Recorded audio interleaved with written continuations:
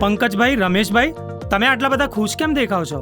અરે ભાઈ, આ વખતે મેં કપાસ, મગફળી, શેરડી, કેળ, બટાટા, ઘઉં, ડાંગર અને શાકભાજી જેવા પાકમાં IPL પોલી હેલાઇટનો ઉપયોગ કરેલો, જેનાથી પાકની ઉપજ અને ગુણવત્તામાં વધારો થયો છે.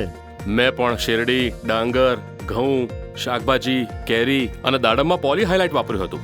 તેથી મારા પાકની ગુણવત્તા અને ઉપજ વધી અને મારી આવકમાં પણ વધારો થયો. IPL પોલીહેલાઇટ ખાણમાંથી નીકળેલું બહુ પોષકીય અને બધા જ પાકો માટે ઉપયોગી એવું કુદરતી ખાતર છે અને તેમાં કેલ્શિયમ, મેગ્નેશિયમ, સલ્ફર અને પોટાશ જેવા તત્વો સામેલ છે. અને હા, તે ખેડૂતોને વ્યાજબી ભાવે મળી રહે છે. હા, IPL કંપનીએ નાઇટ્રોજન, ફોસ્ફરસ અને પોટાશ ત્રણેય તત્વો સપ્રમાણમાં મળી રહે તે માટે NPK 16-16-16 ઉપલબ્ધ કરાયું છે. ઘણા ખેડૂતો તો તેને ડ્રીપમાં પણ વાપરે છે. IPL પોલીહેલાઇટ અને NPK 16-16-16 ને ભેગા કરીને પાકને આપવાથી પાકને નાઇટ્રોજન, ફોસ્ફરસ અને પોટાશ ઉપરાંત કેલ્શિયમ, મેગ્નેશિયમ અને સલ્ફર જેવા તત્વો એક સાથે મળી રહે છે.